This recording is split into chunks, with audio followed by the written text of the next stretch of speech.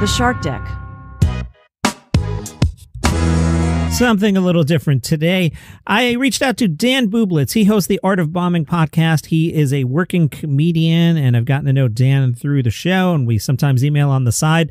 And the other day, I was like, hey, man, I'm just in the mood to talk about comedy, no agenda. I'll probably ask you about Chappelle and Chris Rock, and then we can just talk about the industry.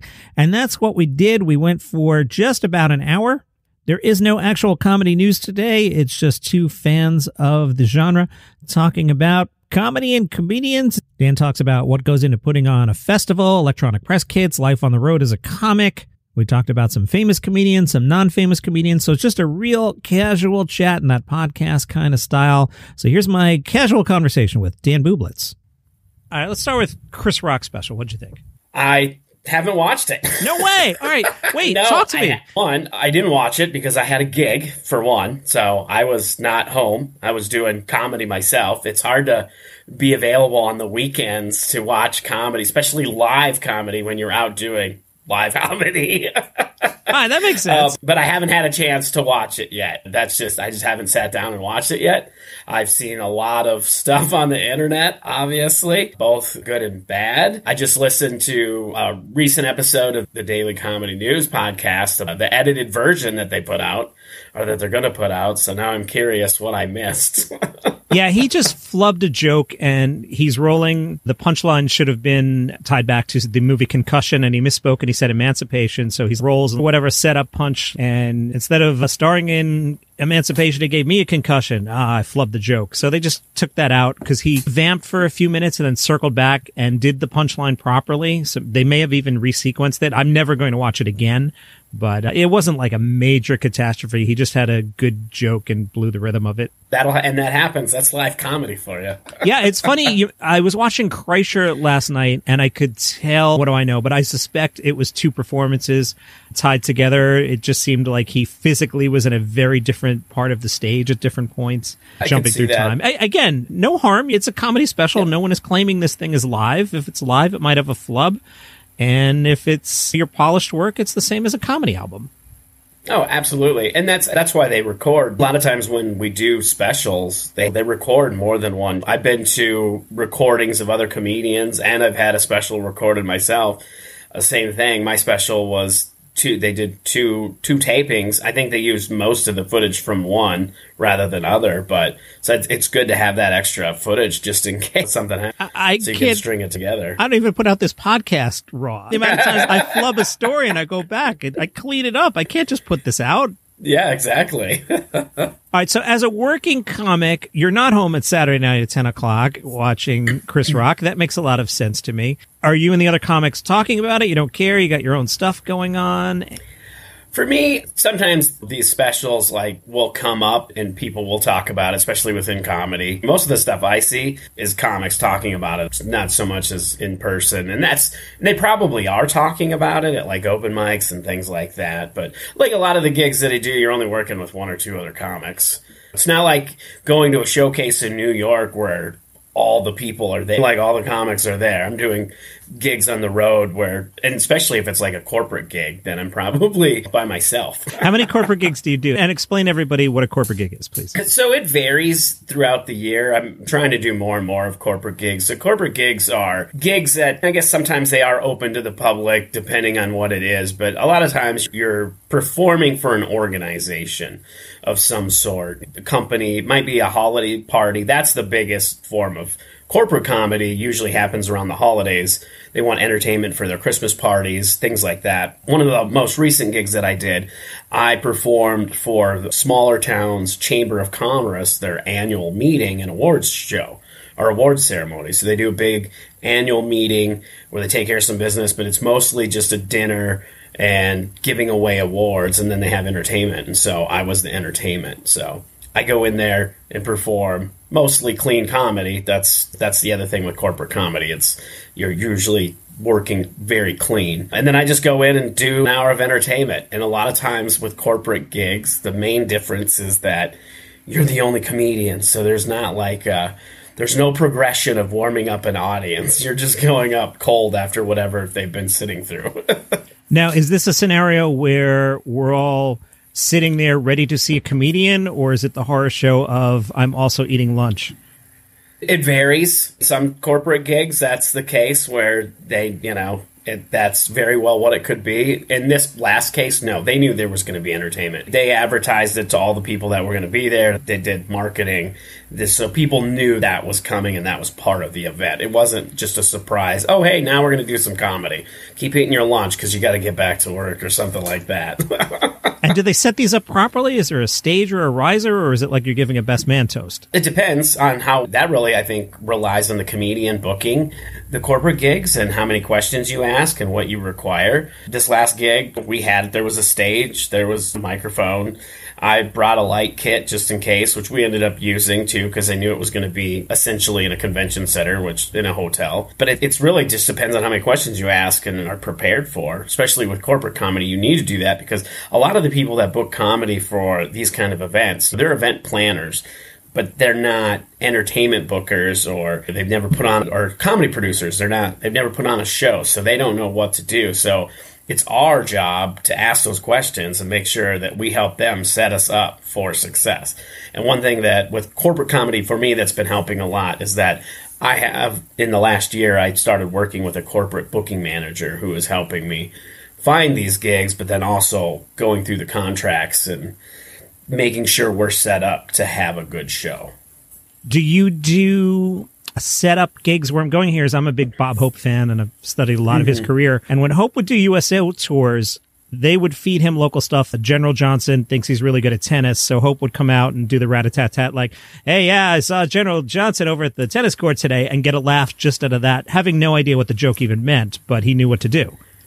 Yeah, I don't do that. I'm sure there are comedians that will try to do that. It really depends on what they want to. Because in a scenario like that's where they really want you to they want to have more participation with whatever company it is and the people and the inside humor, if you will. But that's not really my thing. I'm not really improv or write jokes for a particular event, that kind of thing.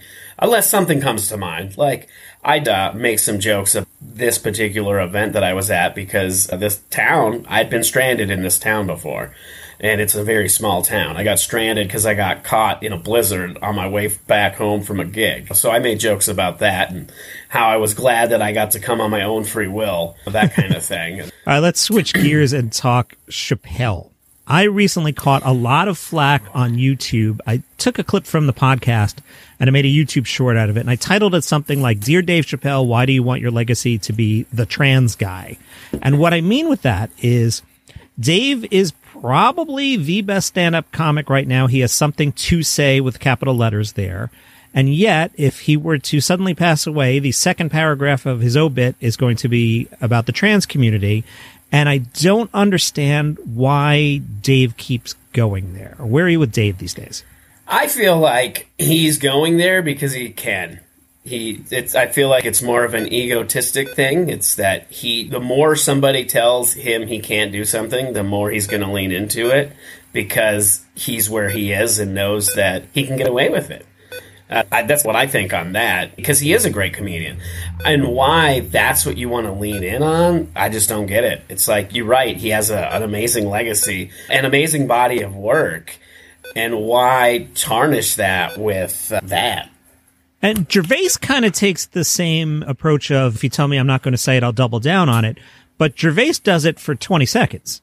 Yeah, he doesn't do it like with every performance. Or maybe he does. But it's wild to think about that, how you do have this body of work and then that's what you want to go in on. And I just don't get, because at that level, he is at the very top of the comedy food chain. He is at the top of this pyramid and he could say a million different things to change the world. And instead of using his platform for something like that, he's choosing to, you can't tell me not to say that. I'm going to say it anyway. Well said there. I keep thinking, if he puts out another Netflix special, there's only two paths now. It'll either be, well, what did Dave say about the trans community? Or the story will be that he didn't address the subject, which will become its own story, which gets back to my premise of, you've turned into being the trans jokes guy, and I don't get it.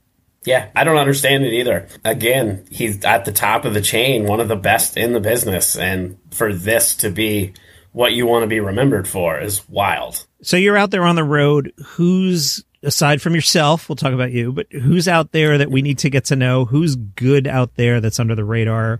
Or even if it's a name, who are you digging these days? Oh, there's a lot of comics that are under the radar, especially in the Midwest, because there are so many great comedy scenes throughout the country. I currently live just outside of Denver, which has a tremendous comedy scene. It's put comics out like Sam Talent, Adam Caton Holland, the Grawlix, and they've all went on to do great things, and they still kind of live in the area too, I think. But then I lived in Minneapolis, a lot of great comics up there as well. Some of my favorites doesn't live in any of those markets, lives in a smaller market. Nathan Holtz is a fantastic comedian that nobody's probably heard of. He based out of Sioux Falls, South Dakota, and he's hilarious and charming and does he's just so great on stage, but nobody probably knows who he is because he's just working it out. And he does a lot of road gigs, one-nighters, and then the corporate comedy, that kind of thing.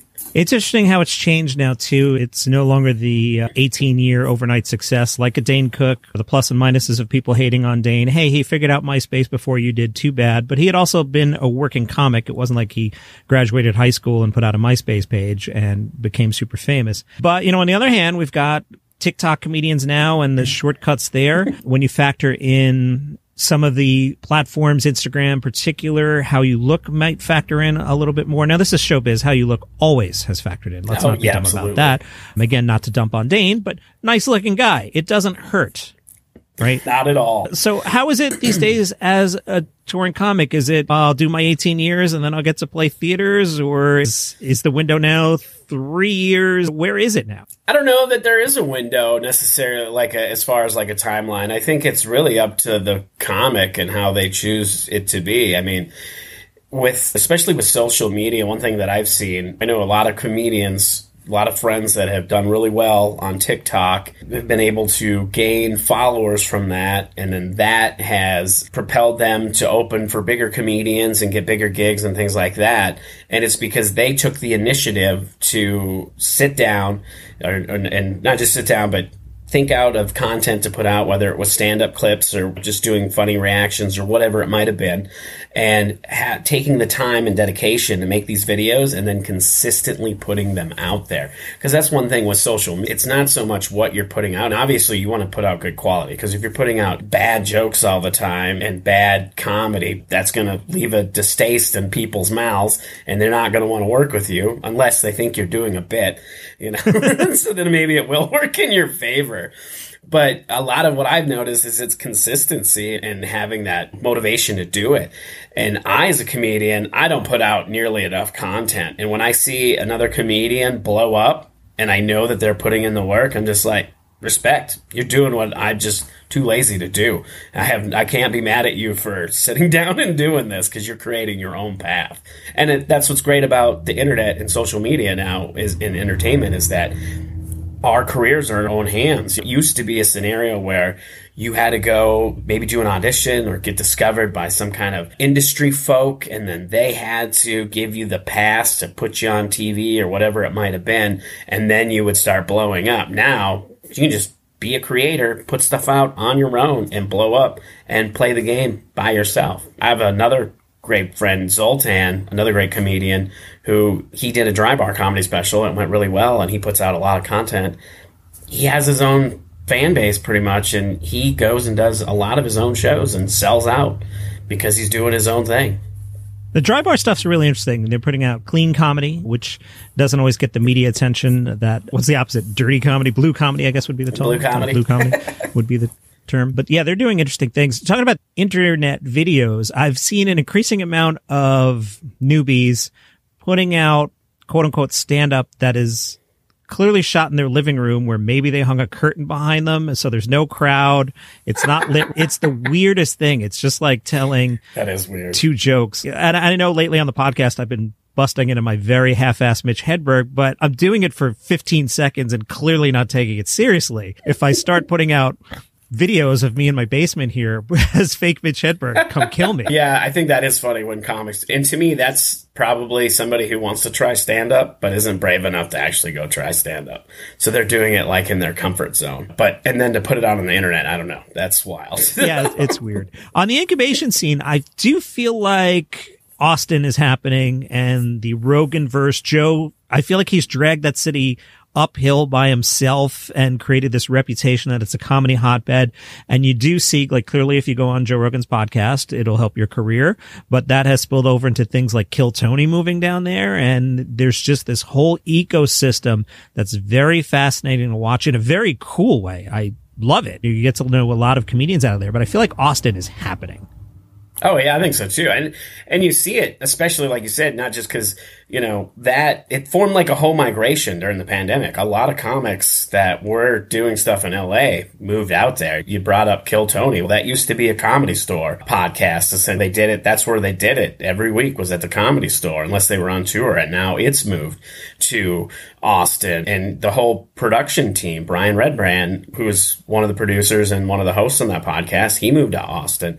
I have other friends that are people that I started with in comedy. Brian Simpson is a good example. He's been blowing up. He's been on a couple different podcasts down there, and I think he now moved down to Austin as well. And he works with Rogan, is open for Rogan, does his own stuff. Incredible comedian, but moved out there. I know some other people that I used to work with in Southern California that have all moved out there, and now it's like really booming. And I just saw that his new comedy club just opened up, which that's going to even further it, I'm sure. Yeah, especially early here. I was listening to Rogan's pod earlier today where he had Kreischer on, and Kreischer played the club, and Ron White's been hanging out there. So it seems like that could be a place where on a Tuesday, Wednesday night, you might see some heavy hitters. It might be a place where you hit town, you'd play Joe's club, you do Joe's podcast, and maybe you do a theater show on the weekend. You could really one-stop shop and hit a lot of avenues there. It's really cool. Oh, absolutely. Really? And they already had a pretty good scene, and they had some really good comedy festivals in Austin prior to all this. And that's just gonna, like you said, that's just incubating it and making it even a better scene. Yeah, the Moon Tower Festival, even when they were on their own before they teamed up with Just for Laughs, was huge. And that lineup is starting to approach Montreal. I can't underestimate the Netflix. What's that? Netflix is a joke. Thank you. Netflix is a joke in LAC. That's why I can't put these things out raw. And they're not doing that this year. But Moon Tower is right up there, and a different part of the country. Like for me, it's super easy to go to Montreal. Hop in the car straight up I-87, a couple hours drive, not bad. You have something else in Austin. Those are two major ones. And then you throw Netflix in there. We'll have 3 really great comedy festivals. Oh, yeah, absolutely. Absolutely. And it's just like the same thing happened over in Nashville, too, because the pandemic really did push people out of California for as far as entertainers, and they went. Nashville's another example of kind of a place that kind of got incubated because there's some pretty big names that live in and around Nashville. I think that's where Theo Von ended up going. Steve Byrne moved to Nashville. Nate Bargatze was already out in that area. Same with Dusty Slay. So you like already have some of these comics that are already great that were there, and then more moving in there. Dusty is so awesome. I want to see Dusty pop. He's out there. He's had a few videos go viral. He's got a great bit about It's 5 o'clock somewhere. If you haven't seen it, stop listening to this podcast and go do that right now. But I really want to see Dusty pop. He's fantastic. Yes. He is fantastic, and he's a really nice guy. I've met him a couple times. He did my podcast during the pandemic, actually, and we've emailed back and forth and stuff, and just a really nice guy. And that's one thing that I love about comedy is when you see these people who are blowing up, that they're still humble, and they're just nice people. In addition to being very talented, they have that, I'm also a nice person, because, there's a lot of crummy people in the world. And he's working clean, and Nate's working clean. We're seeing more and more of that. I've told the story on the pod before. When I first met Foxworthy, he explained to me that he was a normal speaking comic, dropping in curse words, as we say, swear words, every now and then, and he decided not to do it. And I remember he held out his hands, and he said, and then I picked up the kids and the grandmas, and his audience just got bigger. So it's interesting to me to see more and more clean comics out there. And then conversely, I don't mind swearing in comedy. I do appreciate somebody who can crush while clean, but I teach a college class, and I have often illustrated, and I will do it here. I'm going to use a word that is a synonym for cat, and I'm going to bleep it out, but Dan is going to hear what I actually say. But I'll say to the kids, I could just do the joke, so I punched her in the bleep, and it gets a laugh out of the college kids. I didn't even set anything up. I just said something vile. Yeah, that's exactly it, too. That's why I don't have a preference if people use profanity. And a well-placed profanity can really highlight and really sell the joke. You know, it can make it that much better. But one thing in comedy is often the profanity becomes the punchline, and that's a sign of weak writing. It becomes either a crutch or the punchline. And if your profanity is the punchline, then your comedy is not that great to begin with, and you're not a strong writer. And now when you see comics like Nate Bargatze or Dusty Slay who are doing amazing things and doing clean comedy, and they're getting to where they are and their jokes are great, it's a sign of good writing, too. They're not just funny and talented performers, but you can tell that they're a good writer because they're not relying on a profanity for the punchline. And you might watch an entire hour of Nate and not even realize that he's working clean. Just good writing, like you said. Yeah. And that's one thing for me that I've had people come up to me working in the Midwest. You end up working in a lot of bars, and there's a lot of bar shows and things like that. And I've worked in plenty of them. And primarily I work clean. I don't label myself as a clean comedian. I just say I'm a comedian. But I've evolved into working as a clean comedian. It wasn't necessarily I decided that I'm going to be a clean comedian. I just evolved that way because of great mentoring that I had early on. And so that's just how I started writing. And so sometimes as a clean comedian, working in bars can be very difficult because they want more of the lowbrow, blue humor. But one thing that I've encountered, and on more than one occasion, people will come up to me after the show and they'll say, hey, I really appreciate that you were clean. You didn't use any profanity.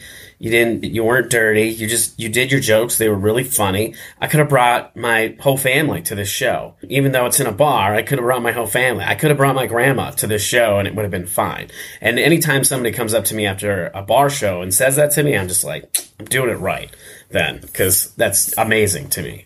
So that's really interesting to me. I never thought about the concept of a bar show. So I would imagine like a comedian like Jimmy Carr who can just bang really quick zings at rapid fire would do really well. But somebody doing some more storytelling or taking longer to go or clever wordplay probably doesn't work in that setting, right?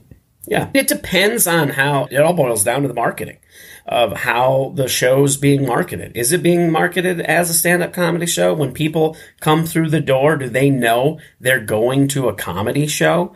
And if they do, that gives them the mindset to be ready for comedy, whether it's quick one-liners or storytelling.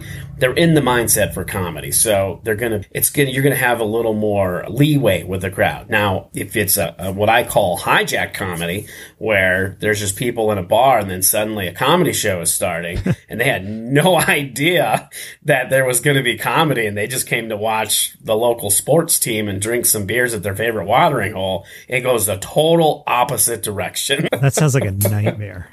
That is a nightmare. All right. One of my pet peeves is podcasts that in the middle of a conversation just drop at a commercial without taking a proper break. So this, my friend, is a proper break.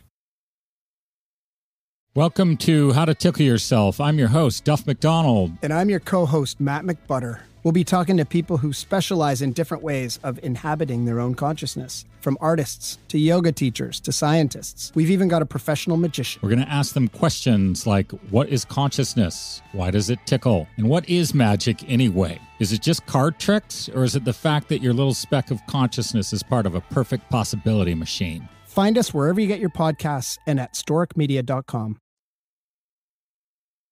Dan, I brought a prop. The listeners think I make this up. Tell everybody what I'm holding here. You're holding the famous iced coffee. That's and that right. is a big iced coffee. It is a large iced coffee. I went to the National Donuts chain, and I bought a large iced coffee with milk and caramel. I don't lie. No, not at all. I'm witnessing it. I saw it with my own two eyes. BuyMeACoffee.com/daily comedy news. Talk to me about the back of the room. From my time programming SiriusXM, I think I caught the same disease as a lot of comics where I will listen to comedy and I don't laugh. And I know that makes me sound like a psychopath, but you may understand what I'm talking about. I know exactly what you're talking about. I might be in the back of the room watching you and go, Oh man, Dan is crushing it tonight. That was hilarious. Oh, what a great callback. That was hilarious. Oh man, this is so funny. But I'm thinking it in that tone instead of laughing my ass off like a normal person would. Talk to me about that. In that scenario, you're watching comedy as a person in the industry. And we all do that. It's the same as a comedian. I do that as well. In fact, sometimes I can take it a step further where I can see somebody do a joke and I see the whole audience laugh at the joke. And to me, I don't think the joke was that great, or it didn't hit me in the same way it hit the audience, but I can look at it and understand why it did well. Like, I get why the audience laughed at that joke and why they thought that was a great joke. And then at the same time be like, I didn't like it. Yes, it's that technical analysis of, oh, I see what that tag did there and got everybody back in the circle on it. I'm trying to remember. There was years ago I was at the Chicago, Just for Laughs Chicago, and I'm trying to remember who it was, and it might have been Posehn, it might have been Patton, I can't remember, but I remember sitting there with my host, Mark, and we had seen like 15 shows in 36 hours, something like that, and I felt like I could see the matrix, how we used to in grammar school, map out a sentence, and I'm like, oh, I can see, all right, premise based in truth, exaggerated version of the thing that was originally true, callback. And I'm watching it. I'm like, I see where you're going to go. I know what the next beat is. And it totally took me out of the show because I felt the famous meme where, Charlie from It's Always Sunny is like graphing things out. Like I could see that in my head. I could totally see the act scripted out, even though I didn't know what the words were. It's terrible. It is. I do that all the time. I produce a comedy festival. I'm one of the producers for a comedy festival. And a lot of times I'm working doing stuff with the festival, so I can't watch a lot of the shows. But when I do, it'll be the same thing. I go into that analytical mode, or even any comedy show, and people will, after the show, be like, well, what'd you like about that show? Who is your favorite? And I'm just like, I don't even remember any jokes. If they'll say, what was your favorite joke of the night? I was too busy analyzing it from a technical standpoint that I don't even remember. Yeah, I know a lot of people don't understand when you work events, you're actually working events and not hanging out attending shows. I used to do Comic-Con radio and everybody wanted to get on my team and go out to San Diego for Comic-Con. I'm like, you don't understand. These are 15-hour days. We're not sitting there buying merch. We're working, everybody. That would have been still a fun event, though. Oh, it was great. It was one of my favorites. I've got a picture of the entire cast of The Walking Dead right as that show was going to become super popular into season 3, and the governor's there and everybody's there. It's one of my favorites. That's awesome. Yeah. Do you remember what year that was? It was the season that the governor was the villain. Okay, I'll have to look back because I probably lived in San Diego, and there's a chance I was there too. Okay, I was in San Diego early on when that. I had a fun moment. We had a room in the back, and Andrew Lincoln needed to go to the bathroom. He's like, "Where's the bathroom?" The one right here is broken, and he's like, "Where's the next one?" I'm like, "You'll have to go out on the floor." I'm not sure you want to do that. He's, "Let's go." So I accompanied Mr. Lincoln to the men's room in the middle of the floor, and we made it there safely, for lack of a better term. And then on the way out, everybody noticed, hey, it's Rick Grimes, and we're at Comic-Con. So he starts getting swarmed. Oh, no. And I had to turn into some sort of half-ass security / publicist. Hey, Andrew would love to hang out with you right now, but he's got to go. Come on, Andrew, we got to get back to the thing, and just ran interference for him. But he was like cool as anything. Oh, yeah, that's awesome. Yeah, I couldn't imagine being a celebrity at an event like that, just from being at those events. I've seen like Kevin Smith walking through the halls and people just go crazy and start like running towards them. And I've seen other celebrities and I'm just like, I don't want to be that person. I want to be that person, but I'm going to be restrained. Now, as somebody who produces events, you don't have to name names, but I find the big stars are usually super cool and super chill, and it's the newbies or people that have had 5 minutes of fame or are just getting their first taste of showbiz. They tend to be the major pain in the ass. In my experience, I haven't had that experience yet. So everybody that I've worked with has been pretty good. I haven't really had to work with anybody super difficult, which has been amazing because you're always worried that's going to happen. That you're going to start working with this one comic that is going to be way more difficult than they need to be. But fortunately for us and the events that I've been involved with, I haven't found that yet. I have found that, I guess, not so much with the celebrity headliners, but once in a while, one of the comics that aren't at that level can be a little difficult, or they're on a showcase and they think they're way bigger than they are thing. And even then it was pretty mild compared to what it could have been. No, you're lucky. Yeah, it's usually that middle kind of person that wants all the brown M&Ms removed, and then the biggest stars in the world to come and be like, yeah, hey, no, cool, I'm chill here.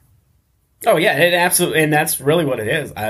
We had Dennis Regan was one of our headliners, not this last year, but the year before at our comedy festival. He was only doing one show. He was closing out the festival. He came for the whole festival and just hung out. Like he went to dinner with other comics that were there on the other showcases. He came to the other shows. He ended up participating in a game show that we were doing because somebody couldn't do it, and he filled in and just was super chill and just hung out the whole weekend. It was amazing. I was very surprised because I just assumed you're going to come, fly in, do your show, fly out. Nope. He wanted to come for the whole festival, which was amazing. That's awesome. When do you start working on a festival? Probably 10 minutes after the festival ends, you start working on the next one? We usually give ourselves a little bit of a breather, but even so, we already, as soon as one festival is over, before it's even over, we're already talking about what's happening next year. We're getting an idea of, okay, what's working this year, what's not, what do we need to change for next year? Because we're always trying to improve our festival as well. We really believe in continuous improvement and wanting to strive to be better and better. So we think about those things early on, but yeah, almost as soon as we're done, we start planning the next one. We might take a week, month, but even within that week and month, we're still having some casual conversations about the next year. It's not a complete break. How do you go about identifying talent? I'm sure budget factors in. My experience in radio, audio, podcasting has always been play the hits, which is why I mentioned Joe Rogan in the episode titles 3-4 times a week. I'm open about that, but it does get the downloads. I'm sure if you would like to have a festival, sure, Dave Chappelle and Joe Rogan and Bill Burr are headliners, but maybe they don't fit in budget-wise. So what's the matrix there, figuring out who's the right comic to top this thing? So for us, because we're a very small festival and we're in a smaller market too, and everything is on budgeting. We're also a nonprofit. We're a 501(c) nonprofit, and our money that we get in, we get sponsorships and we try to get some grants and things like that. But the net proceeds that we make from this festival after our expenses, we donate to local charities. So we're a charity working for other charities, and that's always been our business model. And because of that, we do have a tremendously smaller budget than most festivals. We don't have all the money that we can just throw at headliners. So when we're looking at headliners for our festival, we try to see who's within our budget. And really, a lot of it too is, do we have a personal connect? Can we go around their management? Because one thing that I found, and I get why they do it, they're looking out for their client. They're also looking out for them because how they get paid based on what their client's getting paid. So they want to make sure their client's getting the most amount of money they can. It's a business thing. Totally understand it. But for a small indie comedy festival without big budgets, sometimes that's hard I can't drop 50 grand for one night for a comic. It's not feasible. We'll never make our money back on that. Doesn't matter how big of a comedian they are, because now to even try to make that, we need to find a facility that would hold enough people in the area. And then to get that facility, you're probably looking at another 10, 15 grand that you're going to have to put into it. So there's all those things that add up. So we look at that. If we can get like a personal connect, or if people have recommendations and things like that. One thing that we've also encountered, which has been great, is sometimes headliners contact us. They're wow. Hey, I would love to be involved in your festival. And I've been in comedy for almost 13 years, and I've been producing shows and festivals almost as long. I think the first festival that I produced was maybe 4 or 5 years after I started comedy. So I've been producing festivals for quite a while. And so I've made a lot of connections throughout the years.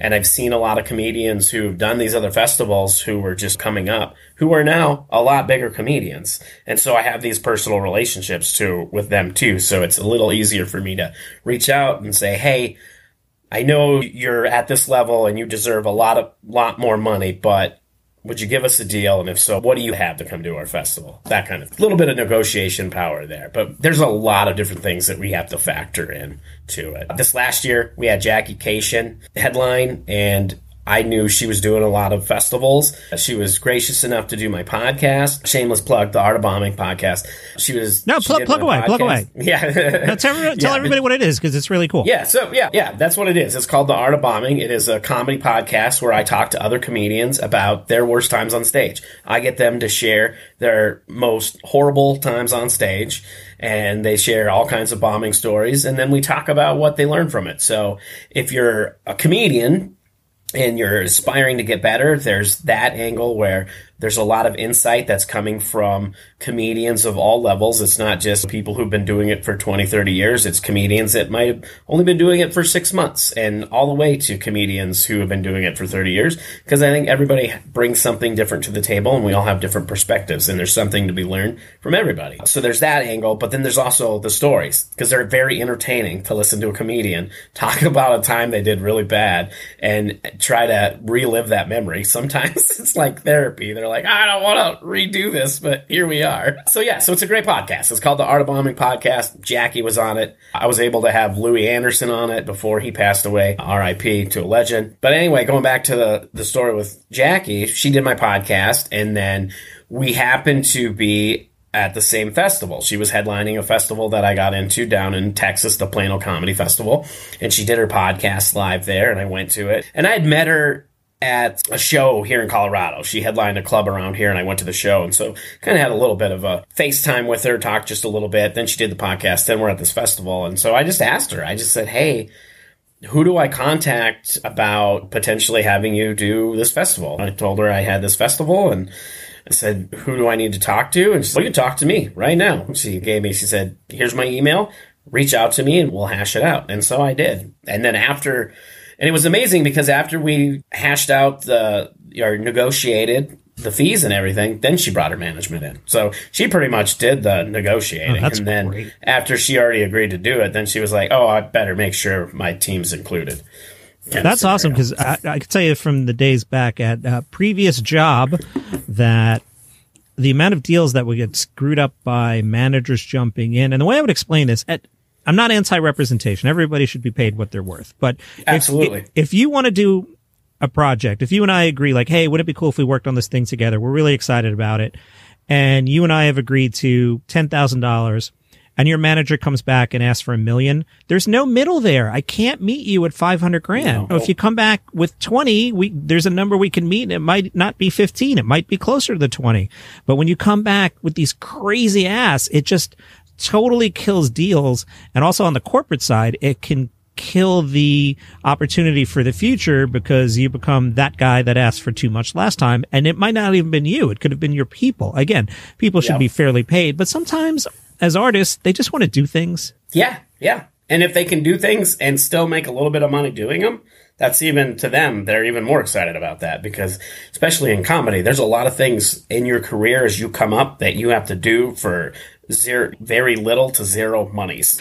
Yeah, that's the other thing. I'd go back to the office and be all cranky, and I'd be like, meanwhile, so-and-so is going to be up and down on the 4 train all night, hitting spots for $8, if that. Yes, exactly. So as part of your festival, you were doing a thing yourself. Explains that you were doing this EPK thing, electronic press kit, and I thought it was really interesting, and that was one of the things when I poked at you a couple months back to have you on. So what were you doing? Explain to everybody what the EPK is, why do you have it, and what was your panel? EPK, like you said, stands for an electronic press kit, and it can be used in a variety of different ways. What I've found over the years is that a lot, and even when I was early on, I didn't know what it was, and that's part of why I started learning about it, is a lot of comedians don't know what an EPK stands for, let alone what it is. They don't, and then when you tell them it's an electronic press kit, they're, what's that? That's what my workshop is. I teach comedians and other people that want to take the class, other types of artists, what an EPK is, what they should put in it, how it should be used, because it can be used for a variety of different things, and it can come in a variety of different forms. Technically, a website could be considered an electronic press kit because it should have the same things that are in a press kit. But typically, for comedy, you use an electronic press kit to help with booking. It has all your promotional materials, so it's a way to sell yourself, to whether you're selling yourself to a client for a corporate gig or a comedy booker, a comedy club, or a producer. And then if they decide to work with you, it has all the materials that they need to promote you on that show. So it'll have your headshots, it'll have bio, it should have some video. And then there's a whole variety of other things that can be included that are optional that I go more in depth on the workshop. But yeah, I just found that a lot of comedians didn't know what that was. And so we've talked previously, and I said that I'm all about, getting better together and trying to help people grow and as comedians. So I seen that there was this missing piece, and I wanted to help other comedians. So I started teaching a workshop on it. And I try to keep the prices when I do it very affordable. I charge $25 or $30 for 2 to 3 hour workshop. It's something like that. So I try to keep it pretty reasonable. But after people take the class, they can go build their own EPK. They don't need to pay somebody else to do it. They can do it themselves and then manage it themselves. So that's what that's all about. I think that stuff is so important. When I was a big fancy radio executive, I would explain to people, I'm a nice enough person and I want to check out your stuff, but I would get pitched all day, every day. Every now and then there would be a Friday afternoon where maybe I had completed the task for a week, and I would finally get to what I lovingly called the pile. And I would, back in the day, play your CD or listen to your demo tape or whatever. And if you didn't have your stuff together, if it didn't just look good, even though I work in an audio industry, if you sent me a CD with, you had written Dan Bublitz and Sharpie on it, as opposed to getting it professionally labeled, it mattered. A nice picture of you, a nice press kit. What am I looking at? What do you want? And then in the unlikely event I hit play, you had seriously 4 seconds to get my attention, or my Outlook account would go, oh, you have mail, and I'd still have your thing, but now I'm focused on the email. And it was just, so you get these at bats and you've got to nail them. So your stuff has to be on point. Oh, yeah, absolutely. And that's something with, you mentioned press kits, because that's what it used to be. You used to have to physically put these together and then send them through snail mail to bookers and producers and radio people and all that stuff. And that's where the electronic comes in. Now it's something, hopefully can just send a link to or email or whatever. Technology has definitely helped with sending out the press kits. There was insanity back in the day. The Fox network, their promotion budget must have been insane. So again, I was at Sirius, and anytime they had a new show, they would mail everybody at Sirius a DVD screener, but also some swag. It'd be a t-shirt for the new show. I remember for the Simpsons Halloween special, they would send out a bowl of candy to everybody, but we'd all have it. And I'd be like, okay, let's talk about this. So you're in LA, you put together this press kit, you get the candy together, it goes on a FedEx truck, it goes on a plane, the plane flies to New York to JFK, somebody loads it, goes to a truck, the truck comes to 49th Street and Broadway, somebody brings it upstairs to the mailroom, and finally hits my desk, and I eat the Snickers, and I probably don't even watch the screener. And I was like, oh my God, the amount of money and time and energy. And then when that quickly changed to, here's your login if you'd like to watch the screener. No more candy, no more t-shirts. I had so much swag there for 5-10 years. We also used to get, when DVDs were a thing, people would send out review copies of box sets, and I had so much stuff that I couldn't even keep it anymore. It'd be like, I'm never going to watch the complete series of 6 Feet Under. Hey, Dan, do you want it? No, I got a copy of it too. It was just insane. Wow. Yeah, so I suppose in a situation like that, when you finally get rid of it, it's, I guess we're taking a trip to Goodwill or something like that. Yeah, hopefully nobody's listening. Probably no one is listening, but I donated them to the active soldiers, because you're in the middle of the desert and you have nothing to watch. So the complete series of 6 Feet Under is a welcome gift. My mother was involved with a charity there. So I would run everything through Mom, and I'd be like, here, donate this, don't ask questions. And then the general wanted to send a thank you letter. I'm like, oh, no thank you letter, because if the thank you letter comes in, then people are going to ask questions and there's going to be no more DVDs. So we just did that on the slide, because it was that or the garbage can. I'd rather and that's a soldier watch the thing. Way better alternative than the garbage can. So as an EPK expert, let me ask you this, because this has bothered me probably since I was a young child.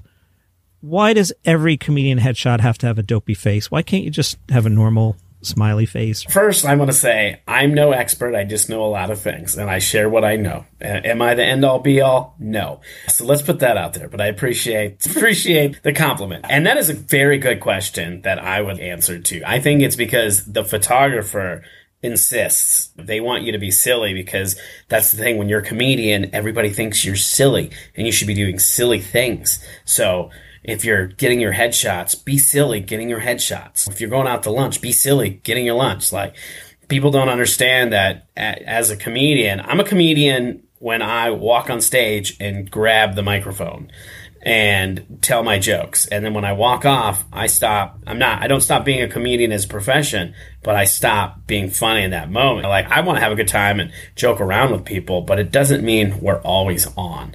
And I think that's the perception of people when they, oh, you're a comedian, you must always be joking around 100% of the time. That is not the case.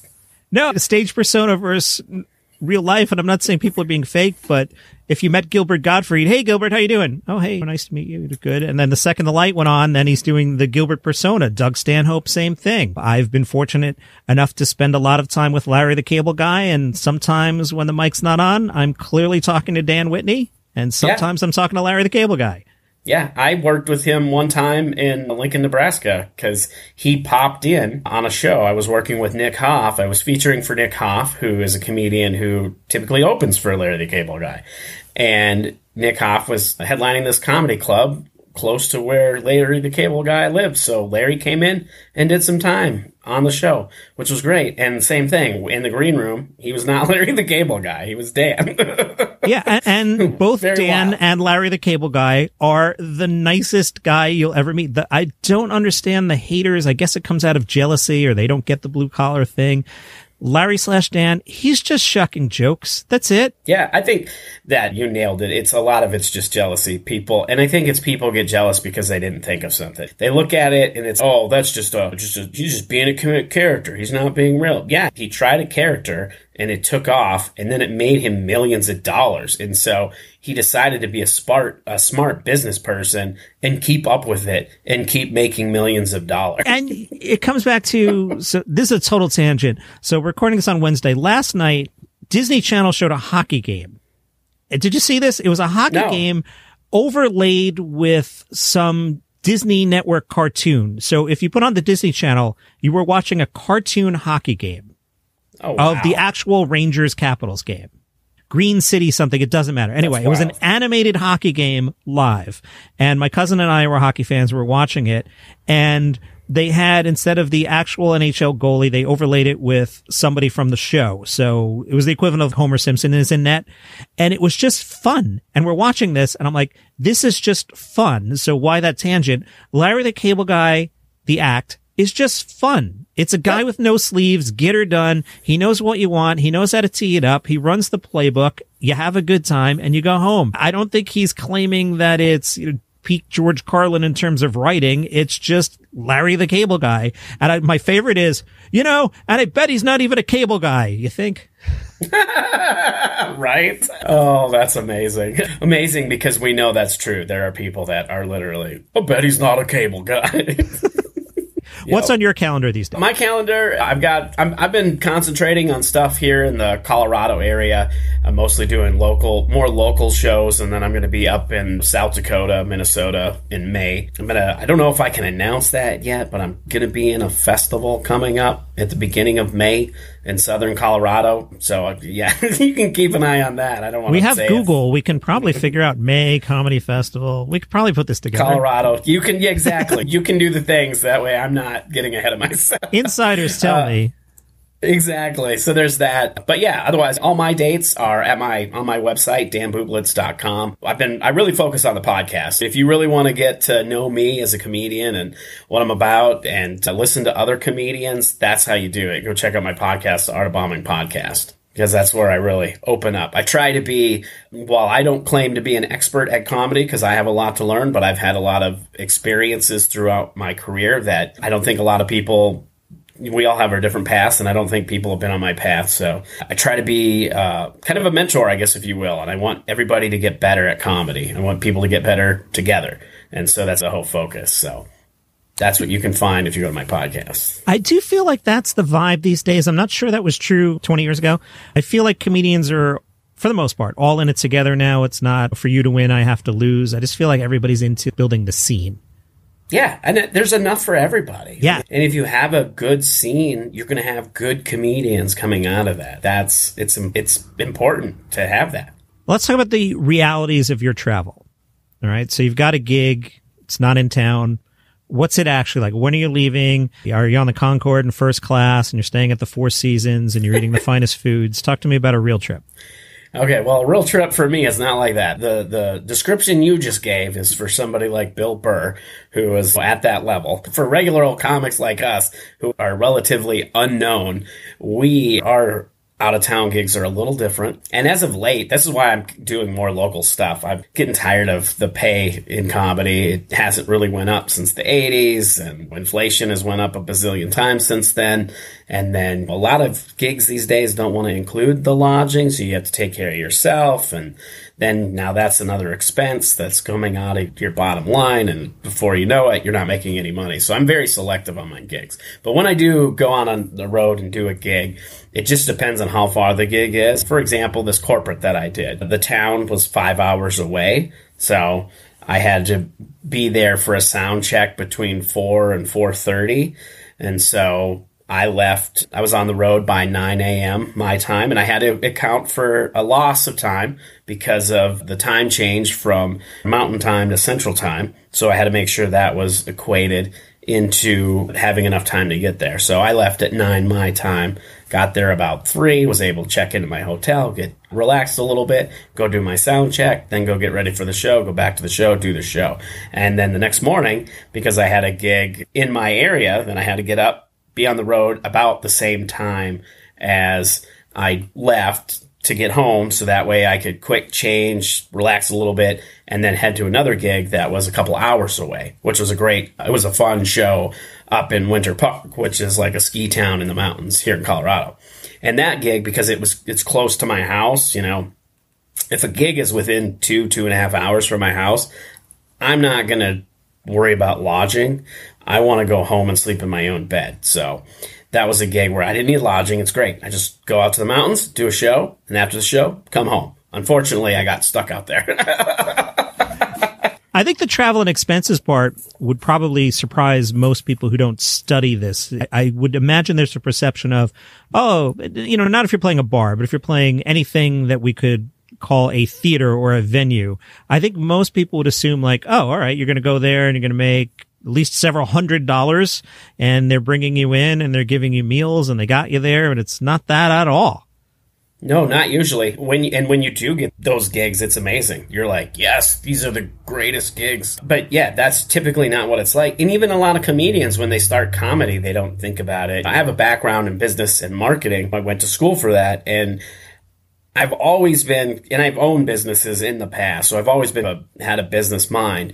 And I came into comedy with that approach that this is a business. And that's one thing that I see with comedy. It's like comedians see, oh, I'm getting X amount of dollars to go do this gig. But then they don't think about all the stuff that it takes to get to the gig and to get home from the gig. And like you said, people who don't study comedy won't know this either, that when you're going to a gig, you're going to have gas money that you have to, so that's an expense. Technically, whatever clothes you wear, that's an expense because it's your uniform. You're going to have food, because a lot of gigs don't pay for meals. There are some that do. The good venues will give you a bar tab or food tab or whatever. And then a lot of times lodging isn't included, so you have to pay your own lodging or figure out your own place to stay, and that's another expense. And if, say, a gig is paying you $250, before you know it, you might be breaking even on that gig unless you're selling merch. And that's why so many road comics sell merch, because they have to depend on that to actually make money. It's crazy, and it hasn't changed in a lot of years. It's the merch thing. It was always so sad. You'd see somebody go up and crush, and you'd be hanging out at the lobby with your friends, go, hey, where should we go next? You want to grab a couple drinks?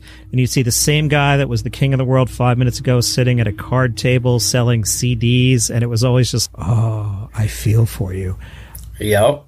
I wonder how many comedians you probably know, as you talk to people, are smart about taxes or maybe running their business out of an LLC where you can write off the clothes you wear because it's part of your business, or travel expenses or lodging. These are all legitimate expenses. Disclaimer, Johnny Mac is not an accountant. This is not legal advice. This is some idiot in a basement popping off. This is not proper advice. But I imagine there are all sorts of things, possibly, perhaps, maybe, consult a local expert, that you could write off and minimize your expenses. They are. I mean, that's just it. All the things that you said are potential expenses that can be written off if you're running it as a business. But that also means you have to keep track of the income versus your expenses. Like, you can't just expend all this stuff and then claim you make zero money. Yeah. There has to be a paper trail that you had some money come in, even if after you pay your expenses, you lost money. But otherwise, if you're just not bringing any money in and you're just losing it on these expenses, you're going to get audited. Yeah, that's begging for it, right? Exactly. But I don't feel like there's enough comedians that think about that. A lot of comedians, especially newer comedians, and this is why I'm always trying to preach about this and try to get it through people's heads that they need to think about this. But, I've experienced it. Other comics have experienced it, but they don't think about that. They just think, oh, this is an opportunity for me to get some stage time to get better at the craft. Yes, you do need to get better at your craft, but you can also do that through your local scene. You don't necessarily need to go do a road gig that's going to potentially cost you to be homeless. You don't need to do that to get better at comedy. And if anybody tells you you do, they're gaslighting you. That's how I feel about that. Because you have to think about it as a business. And to be successful in any business, you have to make money, and how you make money is watching your expenses versus watch what you're making or what you're bringing in for the gross sales. What's the geography of that, though? Because not every place has a scene. There are big parts of the country where you're 200 miles from Nowheresville. And I don't mean that as a pejorative, but just I live in northern New Jersey. I'm not a comic, don't want to be a comic. I've never performed stand-up comedy, but if I wanted to, there's probably a lot of open mics, not all that far. And at worst, there's this place called New York City that's an hour away. So I could hit that. But what if I'm in the middle of nowhere? Dude, I just got to move, right? You either move to closer to a scene, or you create your own scene. I started in Watertown, South Dakota. The town is about maybe 20,000 population. And I didn't even start in Watertown. I was just living there.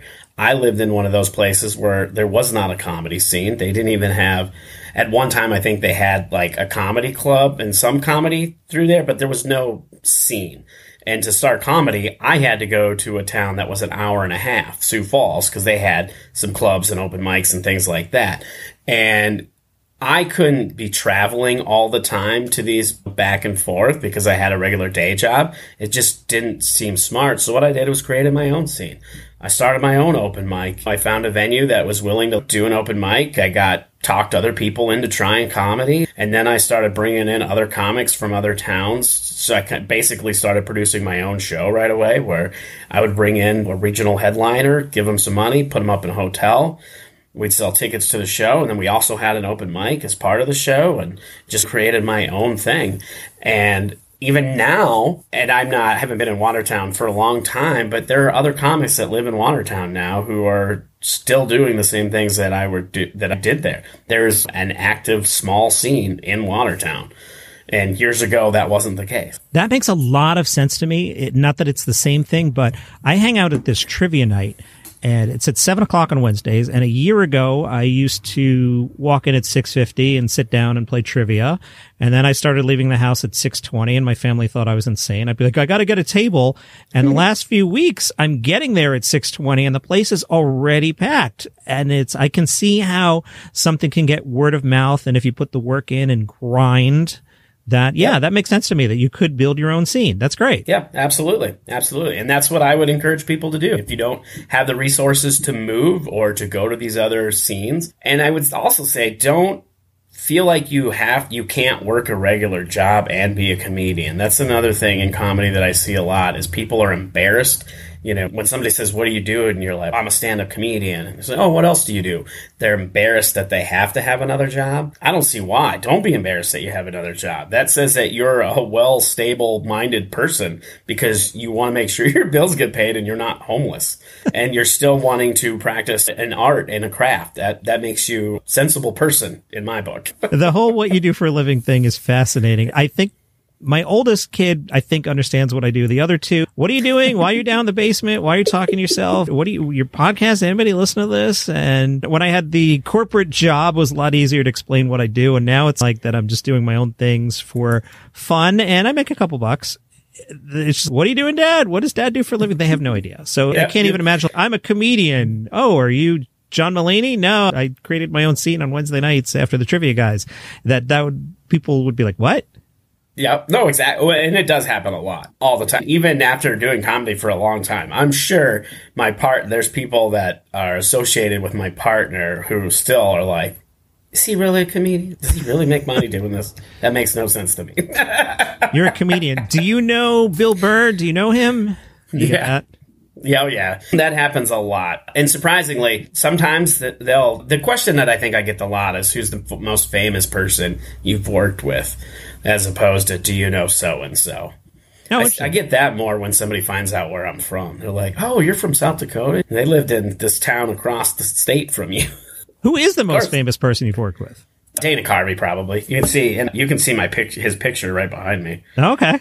That was from a show that I produced in San Diego. Me and my business partner at the time, Brandon Young, we had this series called The Legends of Comedy that we were doing, and we were trying to bring legendary comedians down to San Diego. So we had Jimmy Brogan was one of the comedians. Jan Karam did the show, and then she was the one that put us in touch with Dana Carvey because she was working with him a lot. And then he came down and did our show. We did a couple shows with him, sold out. It was amazing. And then he was one of those people, they say don't meet your heroes.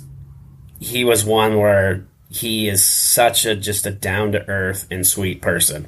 Like, it was great. He had his kids opening for him. His nephew was one of the openers. He brought his whole family down. They hung out in San Diego to do the shows, and they were all fantastic. And then him and his wife went home, and his kids stayed in San Diego and got other spots while they were there and hung out. It was amazing.